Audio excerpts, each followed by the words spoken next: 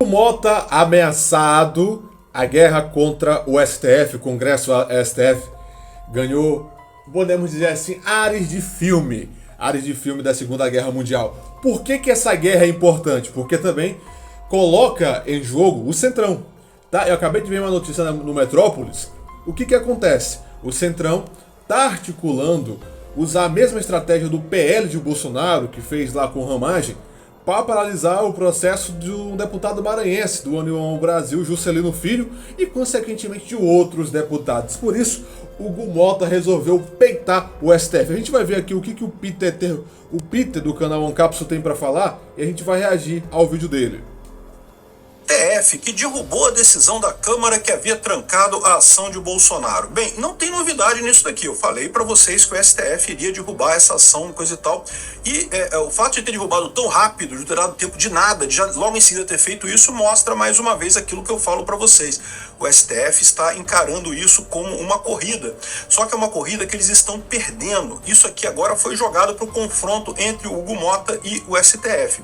Não foi só isso, tá? O STF também condenou a Carla Zambelli, negou um recurso do Braga Neto e também fez a denúncia do caso do pai do Hugo Mota lá na Paraíba. O caso do pai do Hugo Mota, eu acho que a gente tem que prestar atenção, porque o Hugo Mota é o presidente da Câmara, ele tem a decisão de paralisar processo, levar para frente, de paralisar projetos, levar para frente ou não. E tem a questão do projeto da anistia, que o STF é contra, tem a questão do que é o que a Câmara quer aprovar, que até o Sóstenes Cavalcante do PL falou, que é para você suprimir as decisões monocráticas do STF. Então pode ser uma contrapartida do STF contra o Hugo Mota. Dessa decisão foram outras 3, ou seja, o STF claramente está dizendo, vem cá que nós vamos brigar, e eu acho isso bom, porque a verdade é que o Congresso tem maneiras de brigar com o STF, sim, e pode criar mais fatos desse tipo daqui para frente, sim. Bom, tem alguns absurdos na decisão do Alexandre de Moraes, mas nada diferente do que ele já vinha fazendo, né? O Fux, por exemplo, deveria ter colocado a votação desse requerimento da Câmara no plenário do STF, isso é o que determina o regimento. Por algum motivo, ele mudou tudo da cabeça dele e mandou para a primeira turma. Por que na primeira turma? Porque, mais uma vez, eles querem uma decisão unânime. Vamos entender esse caso aqui e, de novo, não fiquem preocupados com isso. Era esperado que isso fosse acontecer. O caminho estratégico é esse. O STF está tendo que jogar cada vez mais no campo político, que é o campo que eles não entendem. No campo jurídico, meio que tá foda-se, eles estão ignorando totalmente as leis e coisa e tal. Eles não estão percebendo o tamanho da armadilha que eles estão caindo. Essa notícia foi sugerida. Eu acho que é isso, tá? A questão do campo jurídico, do campo político, eu acho que a análise é essa. Porque assim, como é que eu acho? Quando o Gilmar Mendes foi confrontado agora sobre a questão da relação dele com o STF, com a CBF, ele gaguejou. Foi a primeira vez que eu vi o Gilmar Mendes inseguro. Foi uma revista pro UOL. Tava lá no UOL 3 jornalistas, entre eles a Raquel Landim. E aí a Raquel Landim traz, olha, o deputado Girão criticou o senhor, relação que o senhor tem uma empresa a qual o senhor é sócio, e tem a questão de contratos com a CBF milionário. Ele falando, tentou ainda argumentar, mas a primeira vez que eu vi ele inseguro foi nessa questão, quando colocaram ele contra a parede para ele falar da relação dele, da empresa dele com a CBF. Por favor, deixe o seu like e se inscreva aqui no canal, né? Pois bem, essa decisão aqui era esperada, é lógico que o STF faria essa decisão e teria que tomar essa decisão rápido, porque como eu falei para vocês, uma das vantagens que a gente tem com isso daqui é justamente a questão do tempo. E não é só o tempo para decidir isso, para encaminhar as outras ações também, não é só isso. É porque agora cabe recurso, cabem outras coisas, você pode fazer um monte de coisa em cima disso daqui ainda para tomar tempo do STF com essa ação, né? Que o STF iria derrubar essa menção que trancava a ação penal, eu falei isso para vocês no vídeo, né? Vai derrubar, é lógico que vai. O STF não tem alternativa, mas o caminho é esse. O caminho é o confronto entre a Câmara e o STF. O grande risco que o Brasil corre neste momento é justamente de um acordão entre todo mundo. Se tiver todo mundo no acordão, meu amigo, aí a gente tá fudido. Aí o povo brasileiro vai pagar essa conta muito caro, né? Concordo, tá? Quando teve aquela questão que saiu na imprensa que o STF se juntou com o Congresso para debater o projeto da anistia, para diminuir as penas, eu acho que ali você tinha uma pressão do grupo bolsonarista, você não tinha tanto movimento do centro por aí para cima desse projeto da anistia, mas agora, envolvendo deputados, a questão do STF de processos no STF, eu acho que aí você traz o Centrão pra briga também de alguma maneira. Então aqui, ó, STF tem maioria para manter a ação penal contra a Ramagem por 3 crimes e derruba a decisão da Câmara. Então o que eles falaram? Eles falaram primeiro que a ação da Câmara só se aplica ao Ramagem e só se aplica aos crimes que estão no dia 8 de janeiro, que teria sido quebra de patrimônio público e não sei o que lá, não sei o que lá. O que é um absurdo completo essa história. Na verdade, está cheio de absurdo nisso aqui. Primeiro absurdo, essa requisição da Câmara deveria ter sido colocada para votação no plenário do STF. É o que determina o regimento interno do STF. O Barroso falou que, olha só, está suspensa a ação, mas eu vou encaminhar para a primeira turma, porque a gente decidiu que é a primeira turma que cuida disso. O que é um absurdo. Eles não podem decidir alguma coisa internamente sem alterar o regulamento da Câmara. O regulamento foi alterado para dizer que processos contra deputados e senadores correm na turma e não no plenário. Mas isso não é um processo contra deputados e senadores, é um decreto do Congresso e o decreto do Congresso é avaliado no plenário. Isso não foi alterado no regimento. É como o Sóstenes Cavalcante do PL falou. Mais de 300 deputados votaram, o STF não teve nem a decência de fazer uma sessão, podemos dizer assim, né? Com os 5 ministros, né? Uma audiência, na verdade, com os 5 ministros da primeira turma, para debater. Foi papum, entendeu? Interno da Câmara. Então isso daí tá um absurdo de qualquer forma, né? Aqui, ó, a primeira turma do Supremo Tribunal Federal formou maioria nesta sexta-feira, dia 9, para derrubar parcialmente a decisão da Câmara dos Deputados, suspendeu a ação penal do Jânio Ramagem só conta com dois crimes. O que também não tem lógica. O que está dito na Constituição é que tranca a ação penal e ponto final. Não tem outra coisa. Que trancou para o Ramagem, para uns crimes. Não, o que está lá na Constituição é que trancou a ação. Não pode seguir com essa ação, né?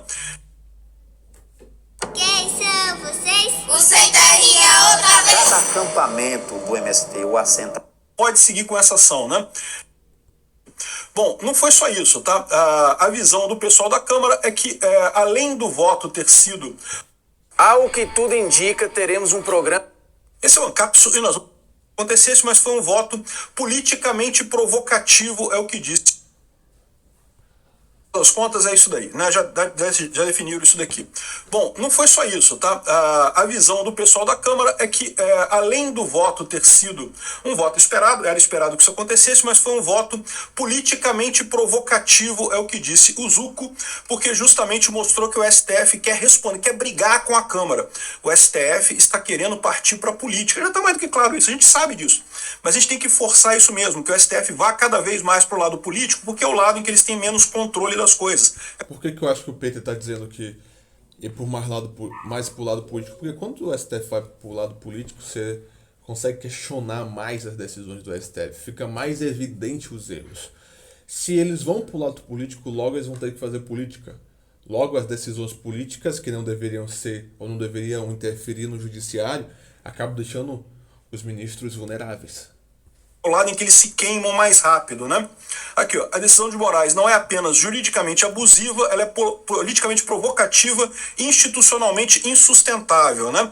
E, bom, aqui, ó, mas não é só isso não. Além dessa decisão, o Alexandre de Moraes também negou o recurso do Braga Neto sobre o vídeo do 8 de janeiro, então o Braga Neto tinha entrado com recurso, ele também negou esse recurso, votou para condenar a deputada Carla Zambelli a 10 anos de prisão e a perda do mandato por invasão ao sistema do CNJ, então você lembra que teve aquele caso da Carla Zambelli com o hacker lá, aquele hacker de Araraquara e coisa e tal, que eu sempre achei um absurdo. O que a Zambelli foi se meter com esse pessoal? Pô, esse pessoal não é gente boa, não é gente que é confiável para fazer alguma coisa, mas enfim, ela foi condenada a 10 anos. Um absurdo também, um processo corrido pra caramba, em que foi votado só no plenário virtual, ela não teve a chance de fazer uma sustentação oral, não teve a chance de um advogado dela conversar com o juiz para explicar. Estamos falando da deputada federal mais votada do país, tá? A mulher mais votada do país, tá? Alguma coisa, para argumentar alguma coisa, ou seja, mais uma vez, um processo claramente político. E foi feito hoje também. Por que foi feito hoje? De novo, o Alexandre de Moraes quer comprar briga com o Congresso, ele quer brigar com o Congresso. O que ele quer é a venezuelização. Vamos ver se o resto do STF vai topar, né? Não foi só isso não, aqui ó. MPF denunciou 7 por fraude na obra da gestão do pai do Hugo Mota. Justo hoje, né? Olha que coincidência, cara. No dia que o Hugo Mota, em tese, peitou o STF, o Ministério Público Federal, que é o Paulo Gonet, né, que é a Procuradoria-Geral da República, denunciou 7 por fraude na obra lá do pai do Hugo Mota, lá no Paraíba. Dizendo, olha só, aí, o Hugo Mota, olha só, olha o problema, né? Ou seja, claramente o STF está partindo para o confronto com o Congresso. Eu acho que é isso daí mesmo, temos que partir para o confronto, não vai ter jeito. A saída disso daí vai ser o confronto político, né? É o que acha o André Marsiglia também aqui, ó. O André Marsiglia respondeu aqui, ó, analisei o voto do Alexandre de Moraes deferindo parcialmente a suspensão da ação contra a ramagem e tem uma série de problemas aqui, né? O Moraes entendeu pela leitura do artigo 53, parágrafo 3º, que pode suspender apenas crimes cometidos após a diplomação. A tentativa de golpe seria anterior, segundo ele está dizendo aqui, o que não faz sentido. Aqui, ó, a leitura do Moraes está errada. A nossa legislação pune a tentativa do golpe quando deixa de ser cogitação, ato preparatório e se iniciam os atos de execução. A execução, segundo o relatório lá da PF, teria sido no dia 8 de janeiro. É outra coisa que eu digo para vocês que não faz nenhum sentido esse relatório da PF. Por que o Bolsonaro faria execução, tentaria um golpe no dia 8 de janeiro, se 8 dias antes ele tinha o ponto... Não faz muito sentido. Já tinha entregado o poder, não estava mais na presidência, já estava fora do país. Assim, é um negócio estranho mesmo. Das Forças Armadas inteiras, não precisava de nada, ele dava ordem para acontecer, porque ele ia fazer um protesto, quebrar coisa no dia 8 de janeiro para forçar um golpe. Não tem nenhum sentido isso, né? Enfim, portanto, só isso teria acontecido depois da diplomação. Ou seja, tudo deveria ser suspenso no caso do Ramagem. Moraes também decidiu que a decisão da Câmara não tem efeito sobre os demais réus. Eu divirjo nesse ponto aqui do André Marsiglia. Ele entende que esse ponto ele entendeu correto, pois a imunidade parlamentar é personalíssima e o artigo 53 existe exclusivamente para garantir o mandato do parlamentar. Eu discordo. O artigo 53 existe para evitar atos ditatoriais como aconteceram na época da ditadura militar de 64 e em outras ditaduras do Brasil, como no Getúlio Vargas também, em que justamente há perseguição de oposição pela justiça, através do meio judicial.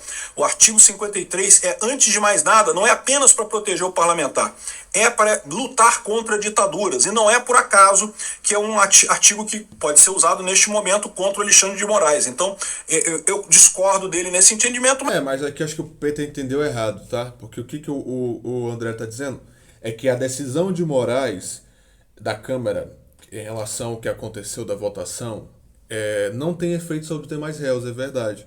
E que esse ponto está correto porque a imunidade do parlamentar é personalizada a partir do artigo 53, exclusivamente para garantir o mandato dele. Eu acho que está certo, porque esse caso do Ramagem, já que ele era deputado, na época que isso poderia ter acontecido, deve ser analisado de forma exclusiva por causa do artigo que garante ao deputado essa exclusividade. Ok, é o entendimento dele, né? Não há expectativa de divergência, o voto de Moraes é o espelho do ofício do Zanin, não sei o que lá e coisa e tal.